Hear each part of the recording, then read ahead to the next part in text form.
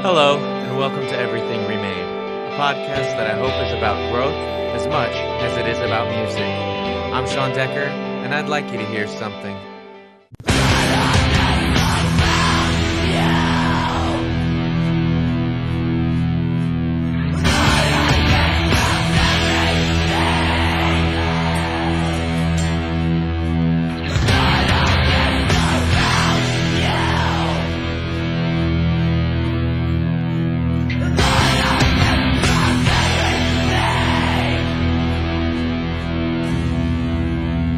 You're hearing Collapsing off the LP The Underdark by Funeral Diner, featuring my friend Seth Babb on vocals. I could spend a whole lot of time talking about how much this album has meant to me, and I'm sure a lot of you could as well. Maybe some other time. Let's listen to a little bit more, and then my conversation with Seth Babb.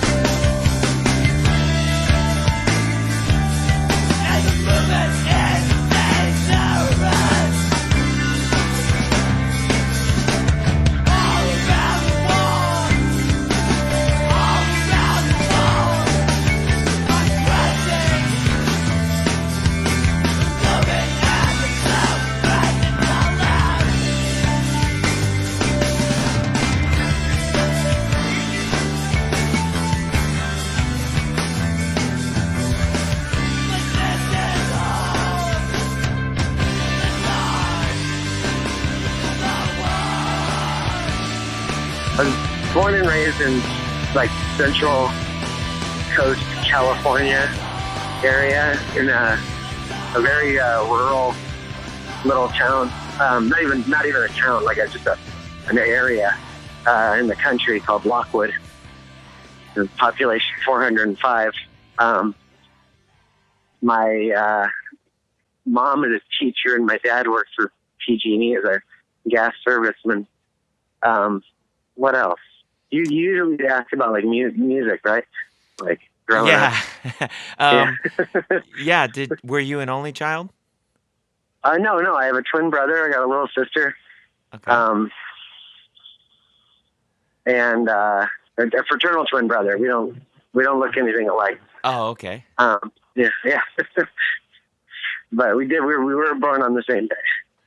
Are you still close with them, with your siblings? Yeah. I'm very, very, very close with my siblings.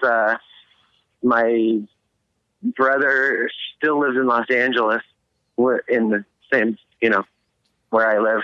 Uh-huh. And my sister just moved back kind of where we grew up, but she was in Los Angeles before that.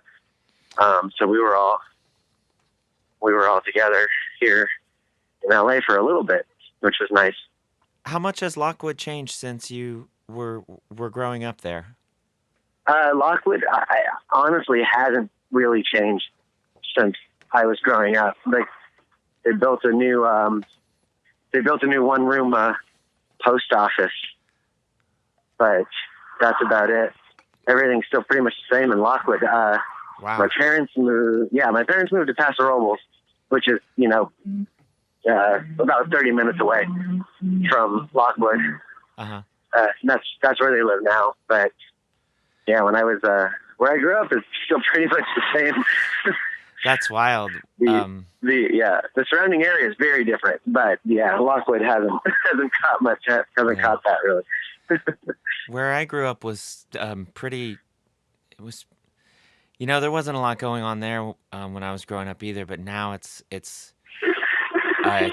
just like they're just building these enormous like resort style hotels, and it's still not that close to any travel destinations or whatnot. But Yeah. it's just the way the commercialization of the area is just it's wild.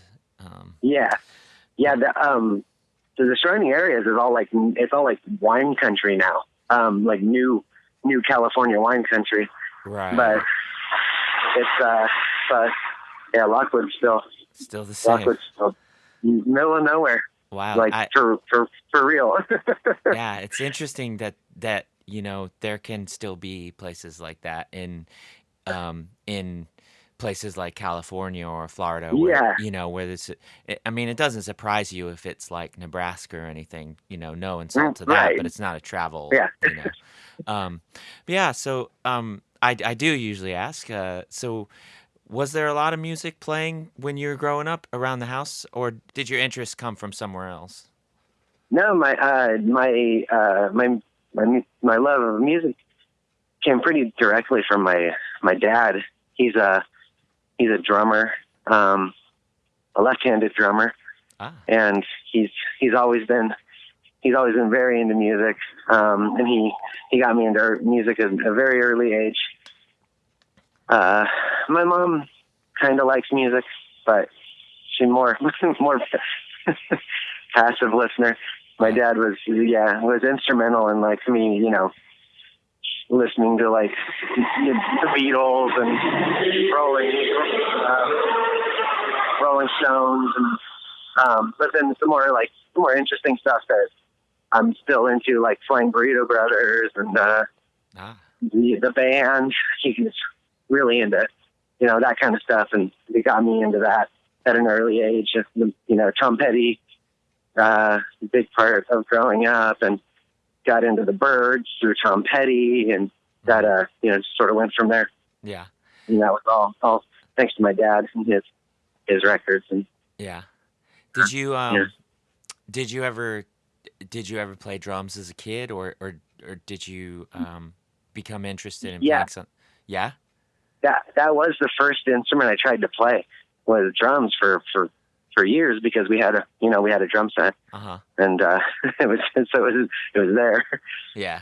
But I'm not coordinated enough. Yeah. Can't get my hands and my feet to move independently. I don't know. The thing with me is, it's like I felt like it was a seal you have to break, and once you do, it seems like it. Wow, was that really all there was to it? But before you're there, it's just it's incomprehensible, Yeah, it was.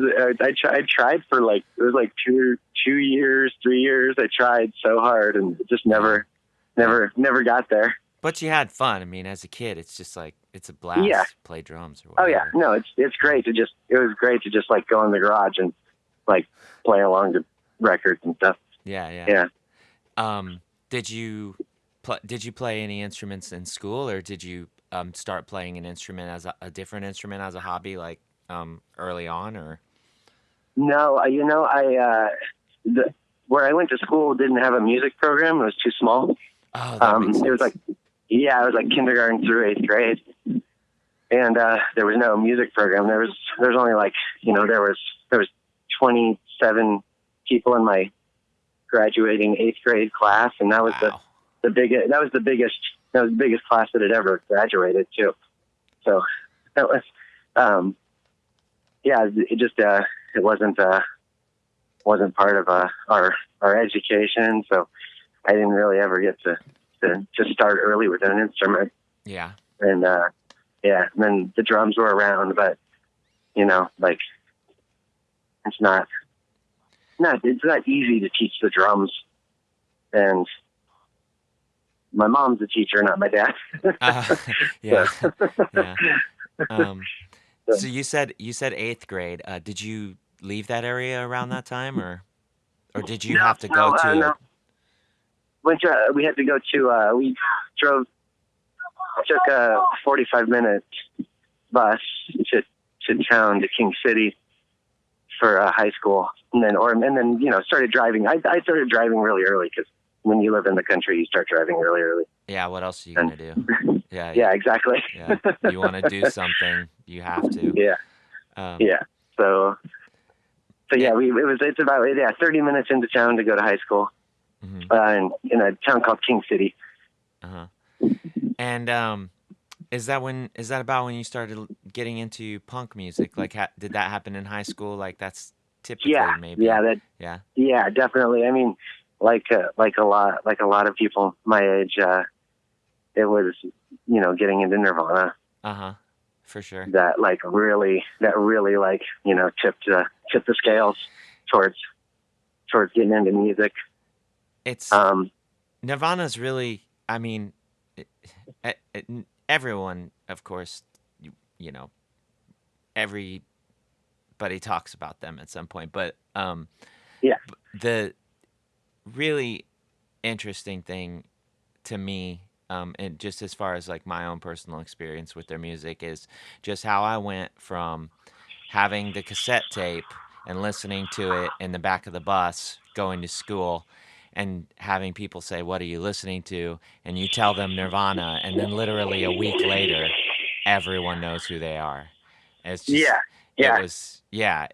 So they're formative for a lot of people for a lot of very different yeah, reasons, yeah, But absolutely. Yeah, yeah. I was, I heard them for the first time. I was with my cousin, and we were driving to a San Francisco Giants game at Candlestick Park when I was in. It was near the end of eighth grade. Yeah. Um, and I heard "Smells Like Teen Spirit" Uh-huh. um, on the radio. We were driving through San Jose, and turned on the rock radio station. I heard "Smells Like Teen Spirit" for the first time, and I was like, "Oh my god!" Yeah. Yeah. Yeah. For sure. And then there was a that was my cousin turned it off. She was like, "What is Yeah. I think I was yeah. like I think I was already listening to some like older punk stuff than that at the time, but it's just it's undoubtedly it's just extremely formative, and just the Yeah, fact that it would it was on the radio, and yeah, whatnot, it blew yeah, my exactly. mind. But Yeah, yeah. how did you specifically get into more unknown bands? Because it was, especially because you're talking about driving 30 minutes to get into a city that I'm assuming it's kind of the same thing. Like I had to drive to like Sarasota or something to find cool records. With the exception of bigger stuff like SST or whatever. Yeah. But how did you make that next step? Because no YouTube or whatever. So Right, I know. Yeah, totally. Well, we actually had to drive like to San Luis Obispo. That was the closest town with a record store. oh, Yeah, so we had to drive like it was 45 minutes from Lockwood, and like almost an hour from King City to get there, and that was as soon as we could drive, that's where we went to go record shopping, and almost every weekend we'd go there and you know St. Louis is a college town, so it's that's really that beautiful was too. our it's Yeah, beautiful, great, yeah, wonderful place, yeah, yeah. yeah. So that was our where we got our culture. Yeah, I hit up Um, the record stores that was and go to the beach yeah, and oh yeah, yeah, yeah. yeah, It was then, and that's just what we did almost every weekend because there's nothing else to do. yeah. Um, and but yeah, I started listening to more punk stuff when I got to high school. There was more, there were people who who there were other punks at the Just school, and talking about I different just things. yeah. So I just sort of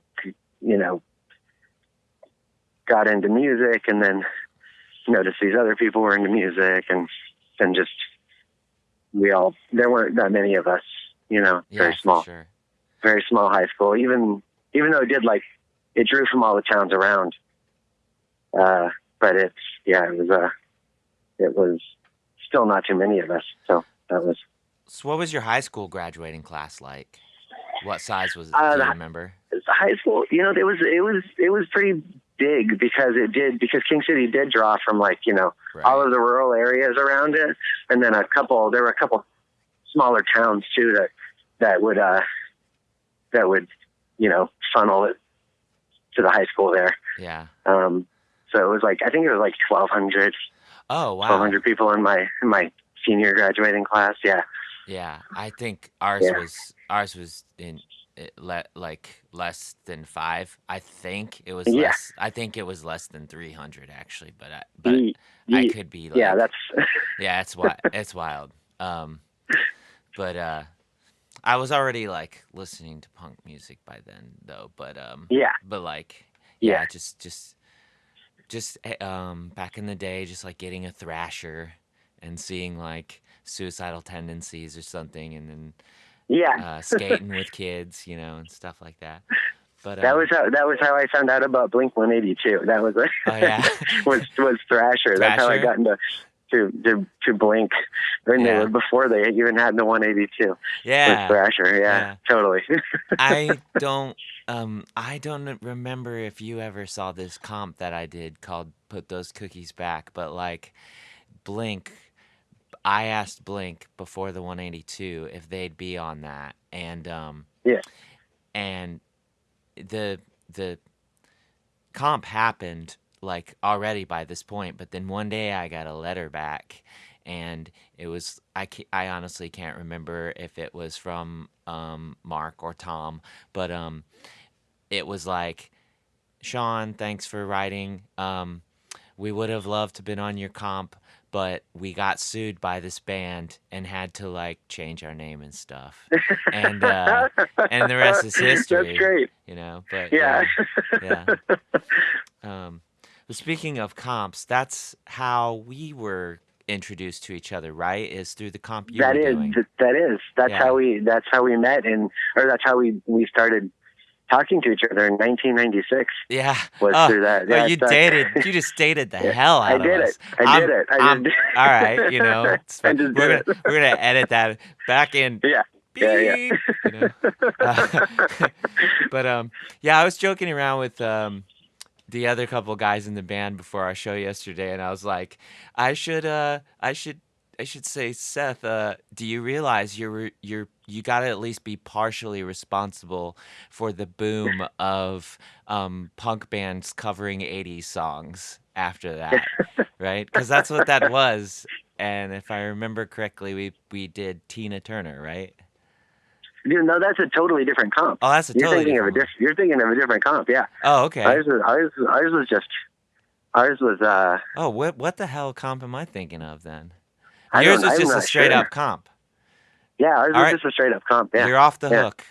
You're off the hook. I know. All right. No, Thanks for clearing that up. I don't know why I thought it was that one. I don't either. Yeah, but we weren't that forward thinking. Well, we were just. It's a blessing and a curse, isn't it? Yeah. So what I was gonna ask, anyway, but when I did still think it was the other thing, I was gonna ask anyway. Do you remember what other bands were on that?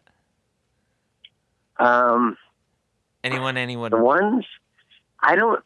I mean, probably nothing that anybody would really remember. There's some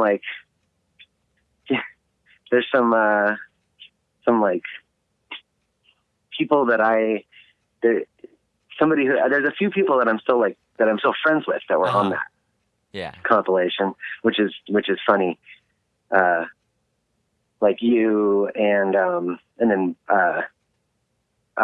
Brian Moss from Great Apes and the Ghost and Oh, all those bands. His band Alien Spy was on it. okay. Which is that was how we met. Oh, very cool. Through that, and we're still friends, and but other than that, I can't think. There was a Canadian band called Showdown 76 that I really liked. Okay. At the time. I'm having a hard time remembering a lot of that. It was a long time ago. Oh, for sure. So long I Yeah.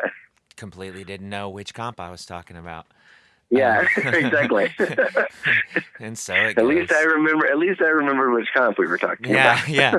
Well, I mean, to be fair, you probably had 800 copies of it. So, yeah. yeah. So, yeah, exactly. I still had a box from like 4 years ago. Oh, did you find some at some point and you were like, oh yeah, I'll never be done with this kind of thing?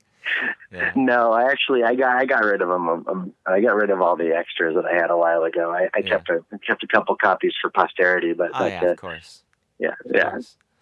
I wanted to kind of like fast forward a little bit to the part where you started playing in bands. What was your first band like, and what did you do in that band? Well, okay, this is going to be some deep, dark secret stuff. Okay. Well, you don't have, whatever you're comfortable with. My first band, yeah. Okay. My first band actually was called Say Cheese, and we were a ska punk band. It started when I was 16. Okay. I was the singer. Uh-huh. That band featured future members of Carry On, First Blood, and This Engine Burns, and Funeral Diner. So awesome. My first band was a terrible ska punk band with a terrible name. At the age of 16. I'm not gonna front. Like, I listened to ska, but I never was in a ska band. It's just I don't know.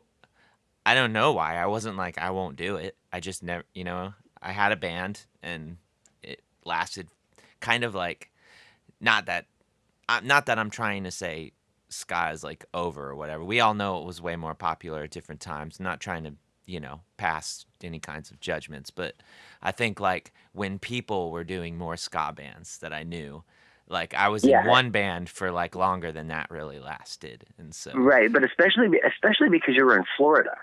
And that was like it, right? That was it. If anybody was going to be, the fact that you missed being in the ska band in Florida at that time, that's an accomplishment. Yeah, how'd that happen?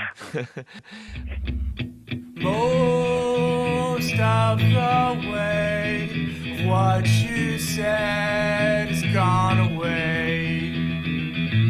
Caught in the throes, or better yet, caught in the pain.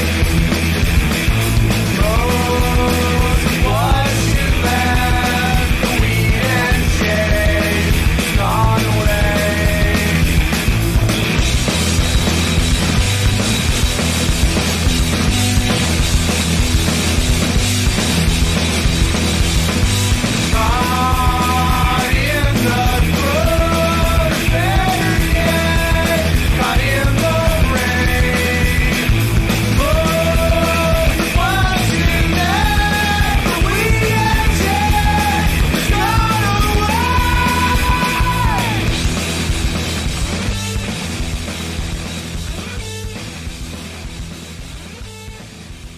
So you did vocals in that, and then were there any bands that you were in between that and say Walk-In that were where you started to take like being in a band like more, where you started to have like bigger goals? Or no, actually I that was it was a it would be like a blank spot on my resume Mm-hmm. between Say Cheese and Walking. That's all.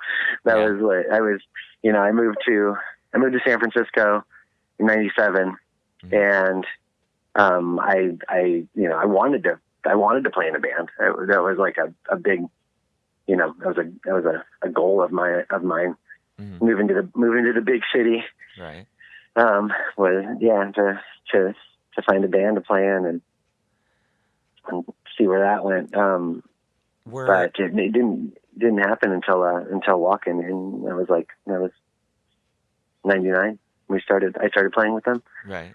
So when you moved to San Francisco, did you immediately start like going to shows and trying to meet folks or Oh yeah, oh yeah. absolutely. I think like the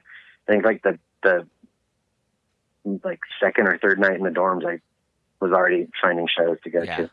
I And was I was I was I was obsessed, like did you feel completely like obsessed. did you feel like you were like welcomed like with open arms or just kind of the usual getting to know people or Yeah, I mean, it was a at that time it was a very friendly scene. I was like, um, I was very into like vegan straight edge mosh stuff. mm-hmm. But I had a much wider, um, you know, uh, Taste. taste in music than Yeah. that. But I still was like wearing Jinkos and like Uh-huh. Adidas, but I was going to every show I could. Uh-huh. Um, I had I actually I made a few friends just by like being the like straight edge hardcore guy at the emo show. Mm-hmm. And they would just see me at like a couple shows and then just be like, "What's this guy's deal?" Yeah. Yeah. Do you remember the first like kind of like what we would know as like screamo or like emo? Like, do you remember the first band you saw like that? um, trying to think. Um, I can't It's really. it's kind It of was weird when you were on the ground floor like that because I feel like I didn't yeah. realize it was happening, I or said, well, I almost. guess the first I saw Yaphet Kodo Wow.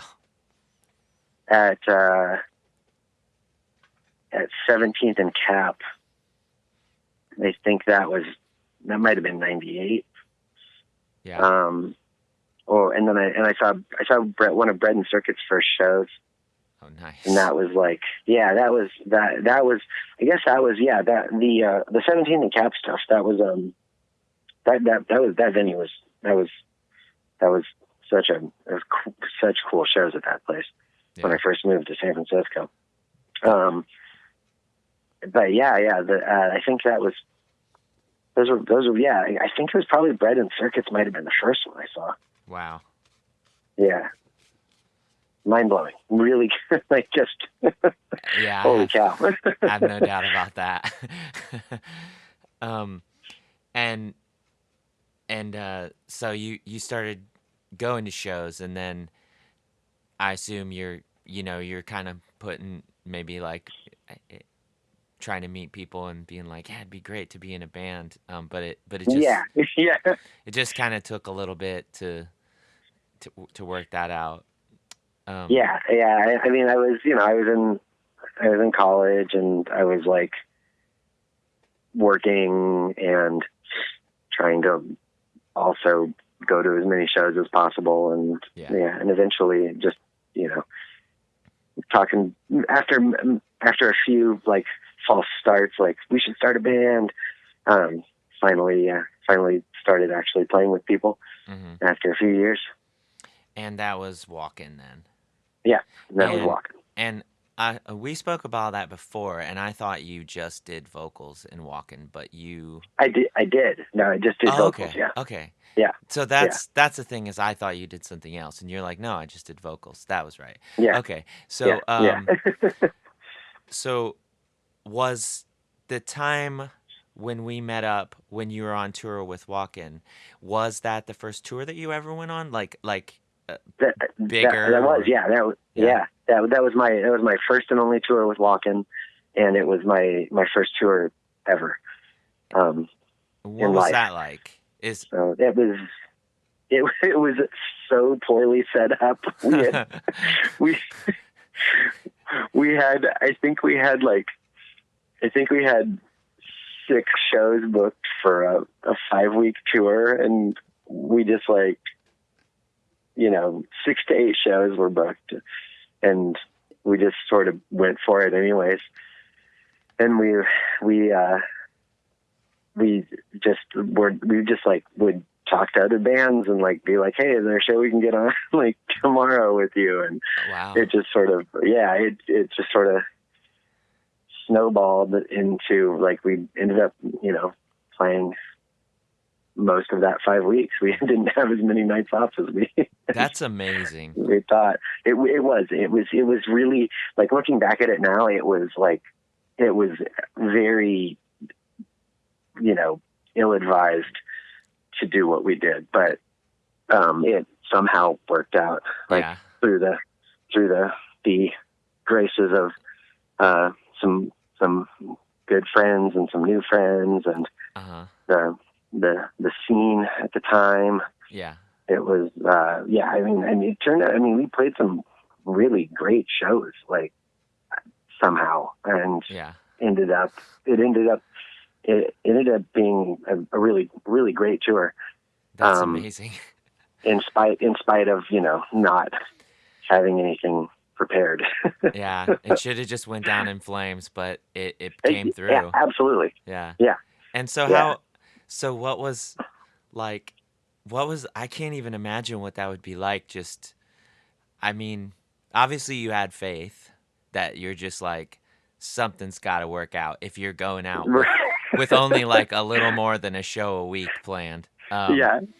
But was it just at first it was just everyone is a ball of nerves and just I don't know, and then as it started to, you're like, wait, this is working, then it just, the momentum stayed. No, we were just clueless. That. Oh, kind of the whole time it was just a crapshoot. The whole time we were just the whole time we were just wow, okay.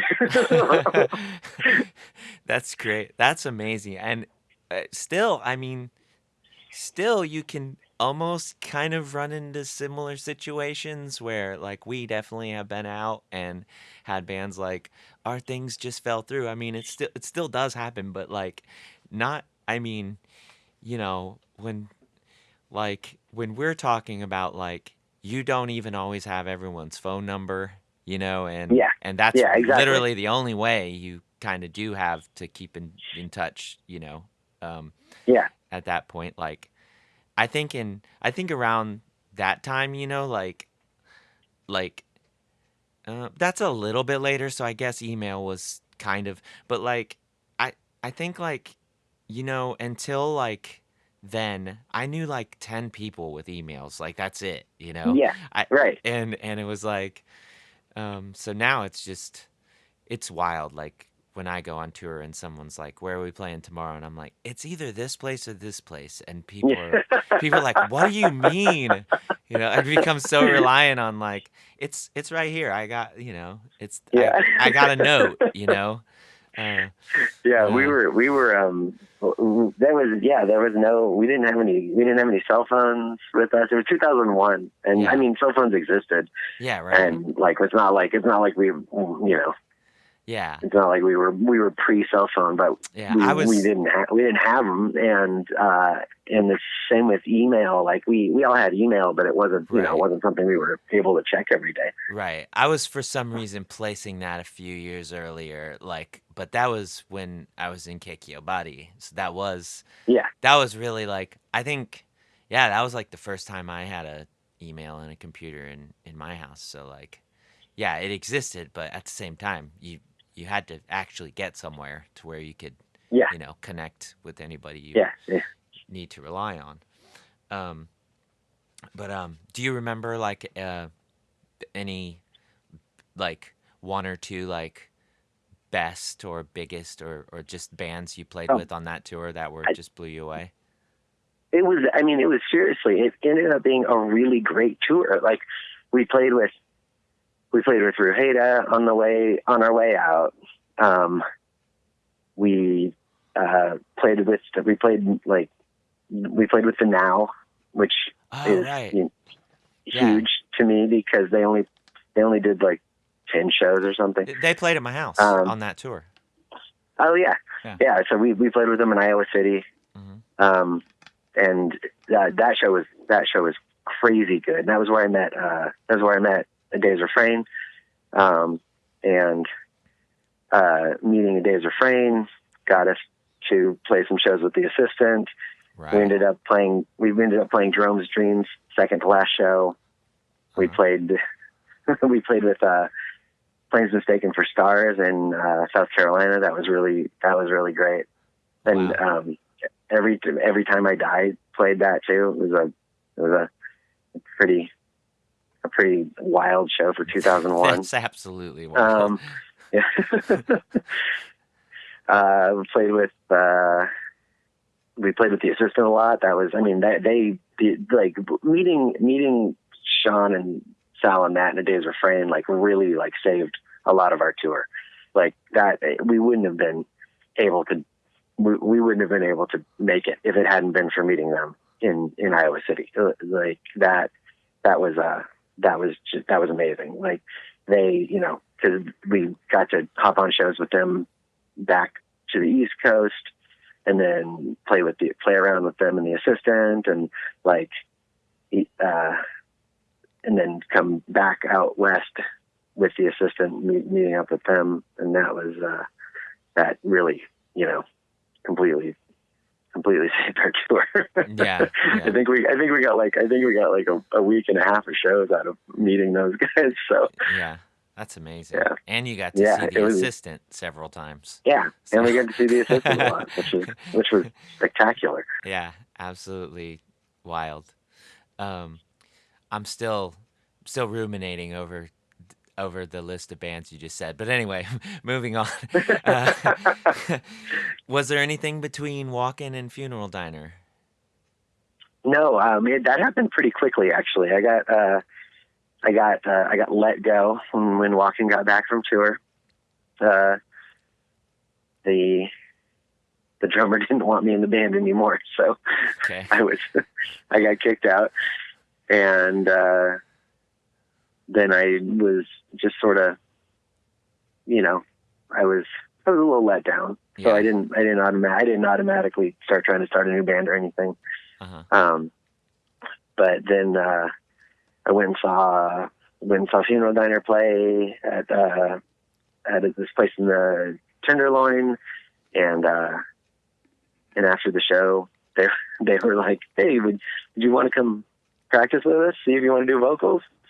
And that was that.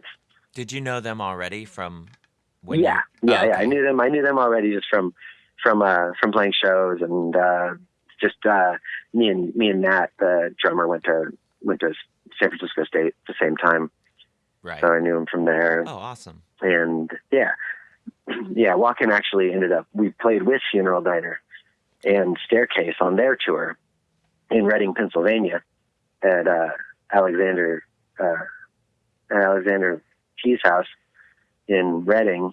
Ah, really? And that show was crazy good as well. And we got to see Funeral Diner and Staircase, who were both from the same area, from like Half Moon Bay area where Walken was from. So that was oh yeah, and Last 40 Seconds played that show. And that was where I met Steve and Andy.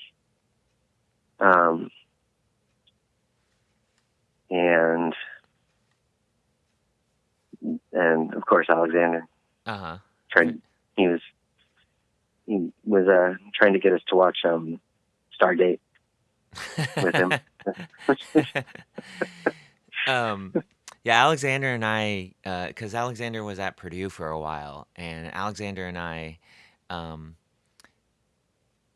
uh, l- um, we were trying to do something, and we're talking about from Lit Golden Sky, right? Yeah, yeah, Okay, I just wanted to make sure because you referred to Alexander as like the the punk name, and I do Yeah, not. right. I don't know him necessarily by the punk name, so I'm like, Yeah, before I tell the story, I should probably clear that up. yeah, But anyway, so Alexander and I were trying to do a little like we wanted to sound like the birthday party or something. We wanted to play like right. weirdo stuff, and I've got like 3 hours of recordings of us just. It sounds like it sounds like people trying to make like um. It's almost just like trying to make like a sometimes like a theme song to a Zelda game, but like just super poorly. And it's so weird. It's pretty cool, but like it never went anywhere. Um, Yeah. You're gonna have to send me those tracks. I, I want to hear yeah, this. I'll try and like because I should send it to him at some point because every once in a while Yeah, we talk about that and I should definitely at least try to pick apart something that's a bit of it that's more cohesive, because like I said, it's like 3 hours of just like because we got together several times. We didn't just do this for like 3 hours, but yeah, um, but anyway, um, so they the people in Funeral Diner like come over, practice with us, see what yeah, happens, yeah. and it was pretty much just like from that first practice, just like okay, Yeah, it was. I mean, it just was. It was really everything went really smoothly, and like we had our first show in Santa Cruz. I think it was just like 2 or 3 months after I started. And awesome, yeah, awesome. yeah, that was that was at the Laurel Street House in Santa Cruz, where I played in so many great shows.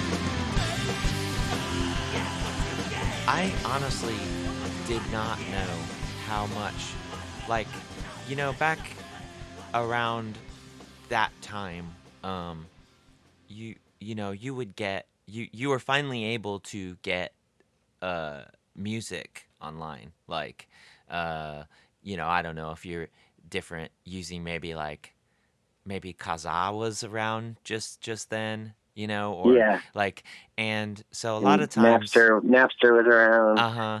So a lot of times especially with screamo or like emotional hardcore stuff, like you're getting something and you had no idea what it was, unless you had the record in person, you didn't know what it was. So like, I was listening to Funeral Diner and like a lot of the times just like new songs. I didn't know where they came from or whatever.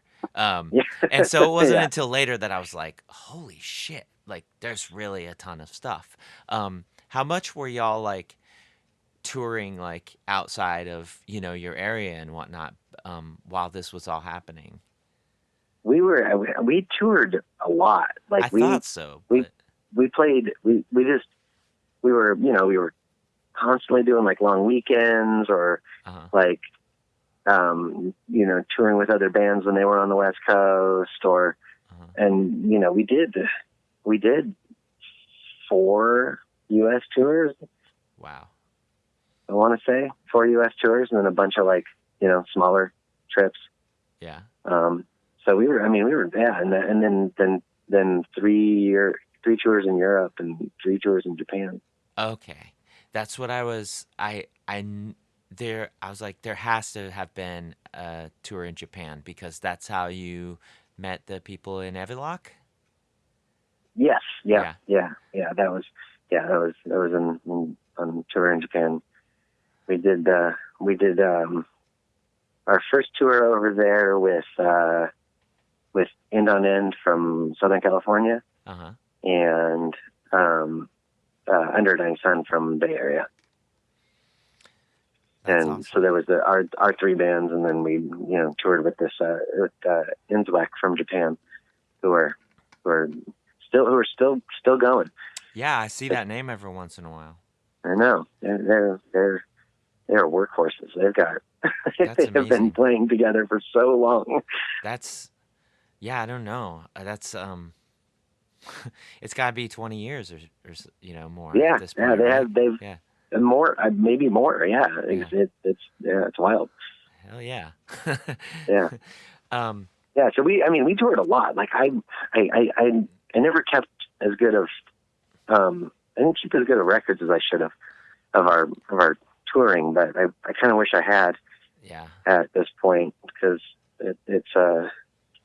it's it's interesting to look back and think about like how much time we were actually on the road. Yeah.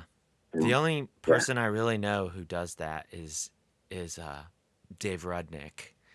Like the like logbook that Dave must have of those 7 days of Samsara shows cuz when Dave comes out with a little story, he's like show number 72 or whatever and knows everything about yeah, it. Like that's just got to be, you know, that's got to be like printed at some point or something. yeah. But That's so cool. I really wish I'd done something like that. yeah.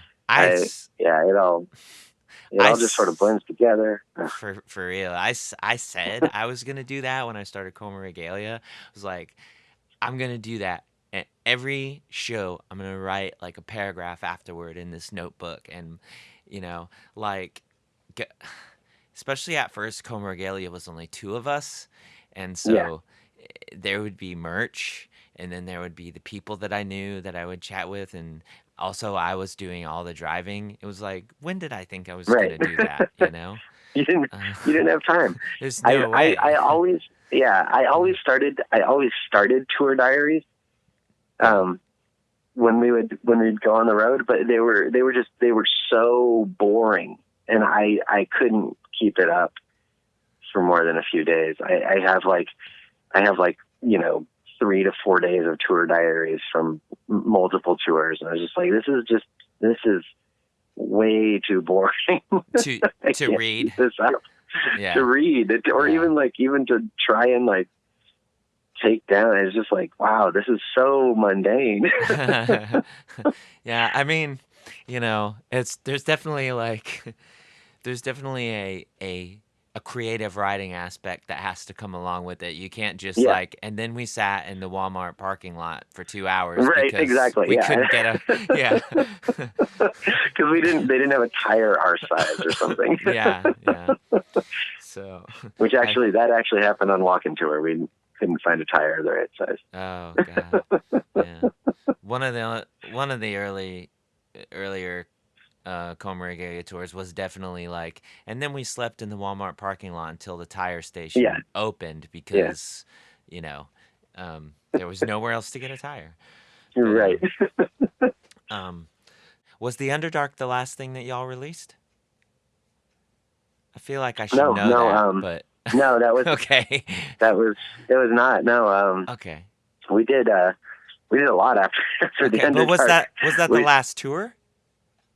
That was the last tour. Yeah, it would have Okay. been. That would have been the. Yeah, that was the last like full tour we did. We Okay. did 4 months. Okay. So that must be why I thought, because we played with y'all in Akamili when Yes. we played down in Yep. Yeah. Indianapolis, and Yeah. Yeah. my and at that show, that was the show when my friend came and thought that he could get in, but he, because we were told like through messages with the promoters or whatever, that my friend could get in even though he was like under 18, but then he couldn't get in, and I had also had to bring my son to every show back then, so my friend who came stayed outside with my kid Oh while my we gosh. played and watched through the window. And we Oh were like, wow. I didn't. do you remember meeting them? It was my friend Mark. Yeah. Yeah, yeah, Yeah. Yeah. yeah. It was Yeah. this real weird. Uh, I think that I'm pretty sure that was that show. Yeah. That happened. I mean, Yeah. that sounds about So right. yeah, but anyway, y'all were. I mean, I still think that seeing y'all play that show that night, I think that's, out of all the bands that I've seen and the bands that I've had at the house, and the list is incredible. I'm not going to get into that, but top Yeah. top 5 moments, like Wow. watching y'all That's play, top 5 well. easily. That's a, that's Um, that's high praise. just like, when you're watching a band and you just like, you feel utterly um out of time and place, like you're you're there, and there's no band and there's no you, and you're just moved. Like, that's how I felt, honestly. So Wow. I didn't mean to, I'm like, you know. I'm getting all emotional, Sean. Oh, well, That's beautiful. Thank you.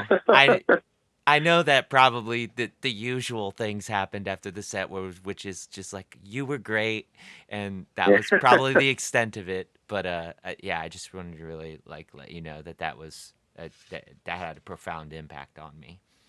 Um, Damn. so so that's why I thought there wasn't much after the Underdark, but after the Underdark there was several more releases. There were still, yeah, there were still Yeah. several. There were still some more releases. That was we the Welcome to Play Gear split 7 inch, and Oh, the okay. Rain split 7 inch Right. were both after the Underdark. Okay. Um, the the the Dead City split was after the Underdark, I Okay. believe. Oh my gosh, I might be wrong. we, we, Yeah. we might have to edit this part out. I might not know when. I might not even know when the records came out. If we're not But editing we did. out the fact that I thought it was an 80s comp, we're not editing that Yeah. out either. See, we're both human. Yeah.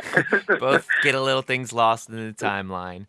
Um, We did the last. Our last release was the Doors Open EP. And okay. that was our final Okay. release. And we did we did a tour CD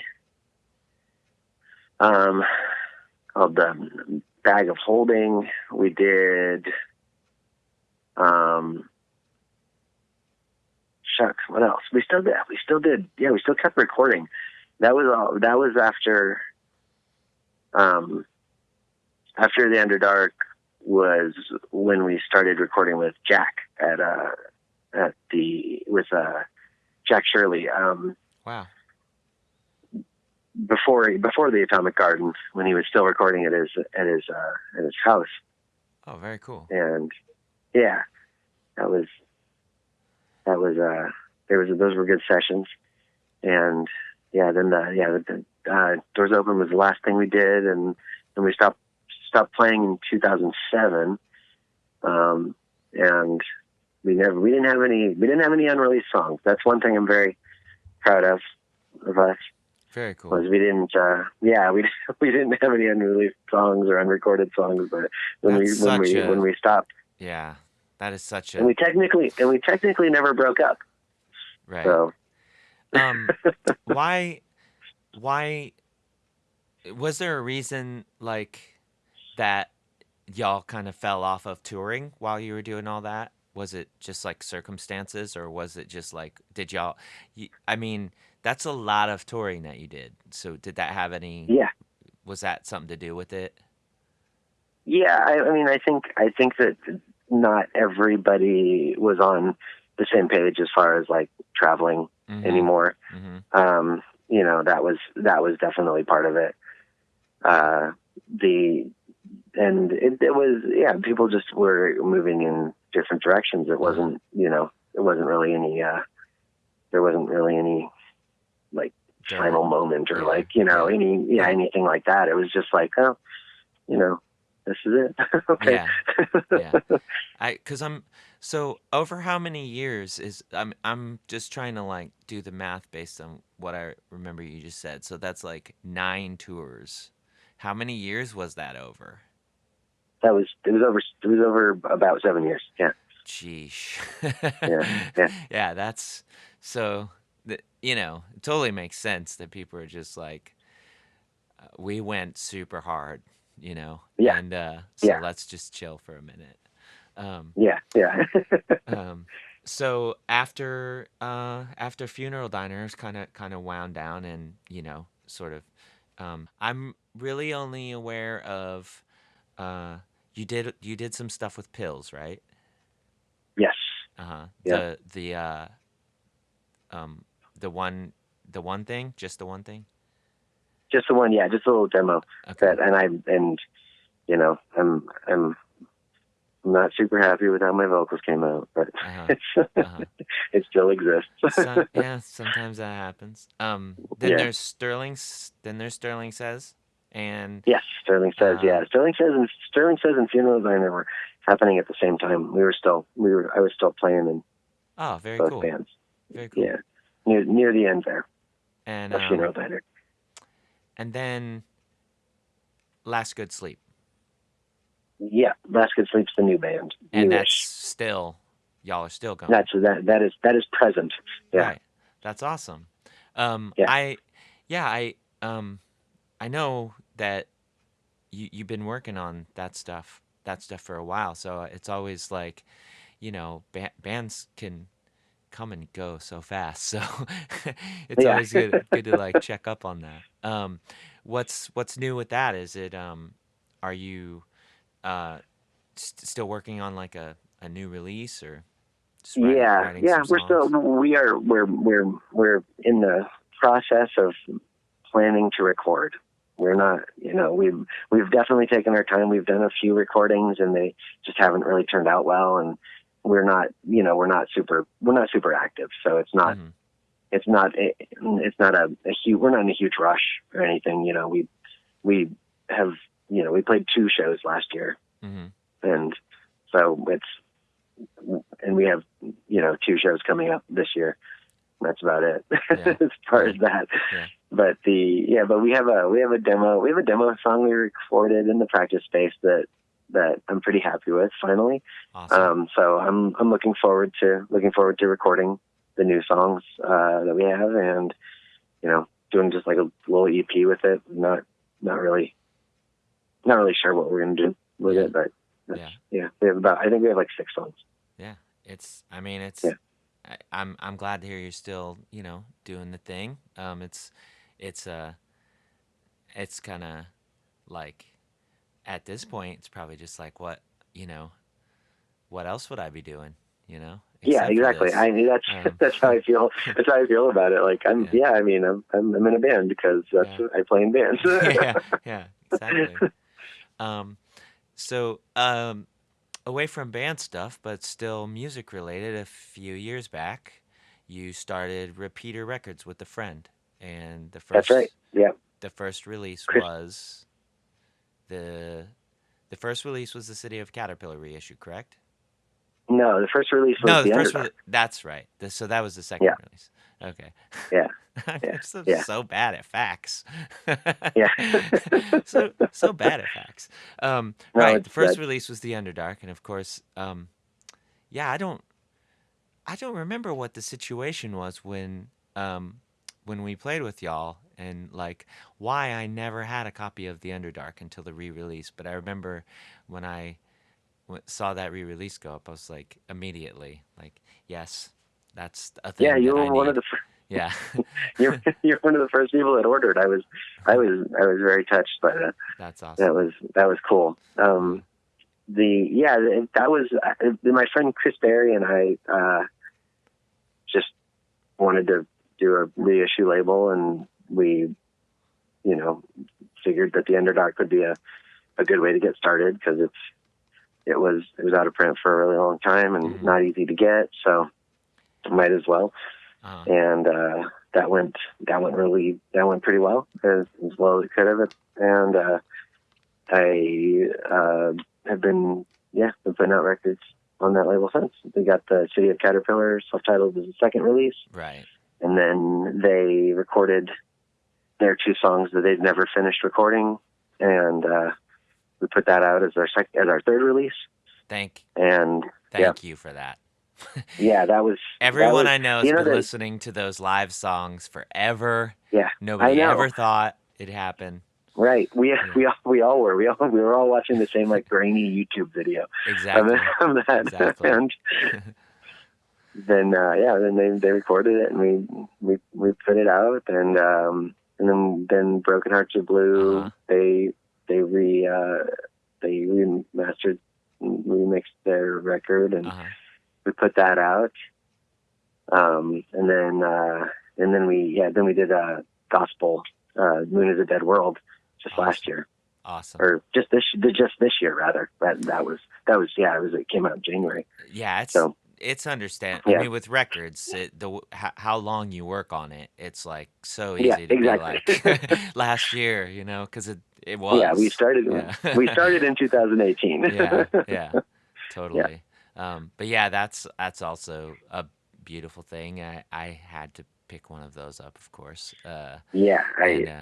We're blown away. Me and Chris both are just blown away by how, lucky we've been with with our releases. Like, yeah, for sure. They're all very solid, and we're very happy that we got to be part of that.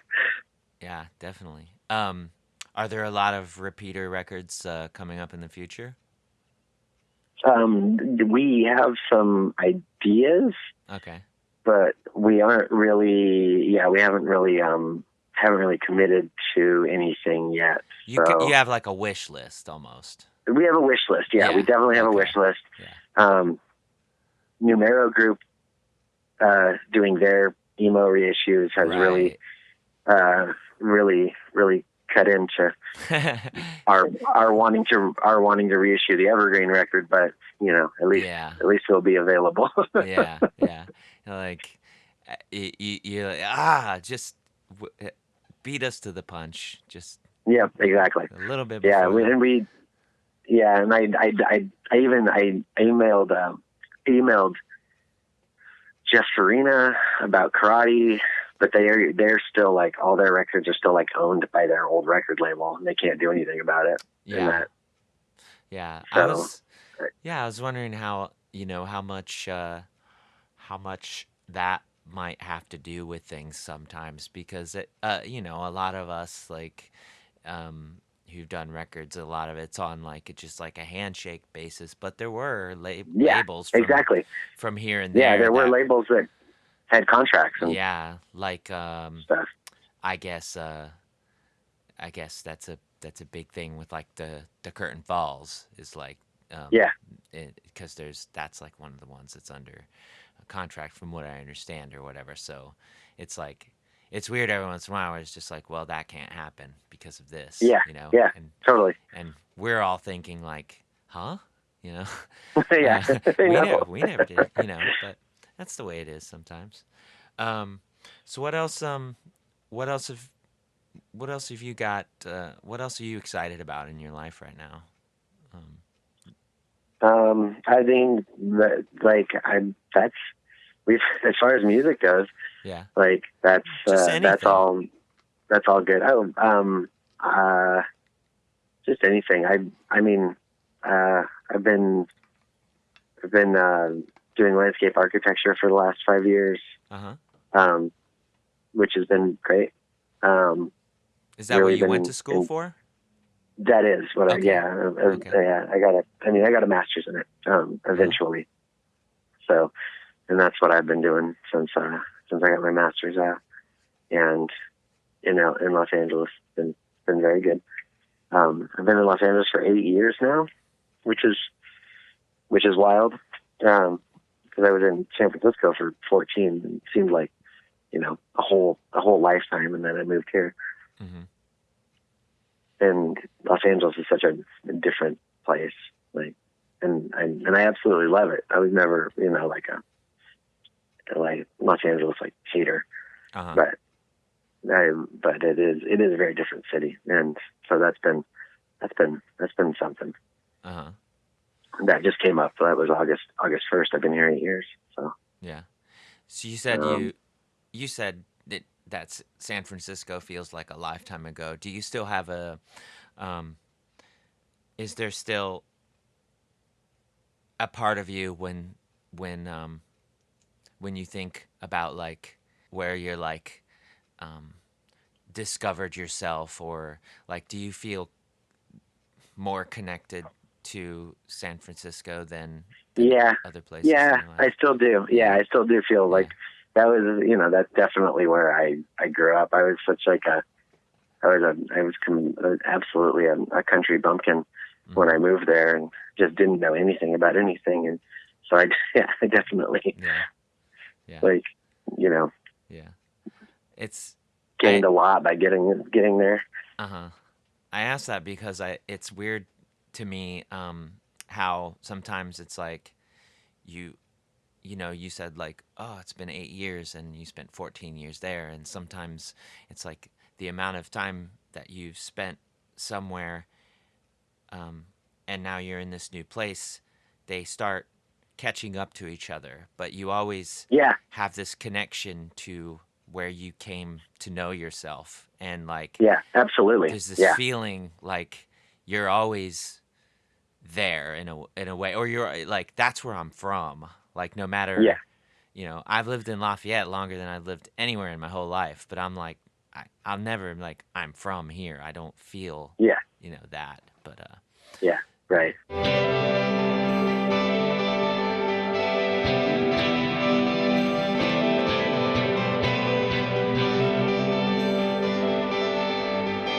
And that was my conversation with Seth Babb.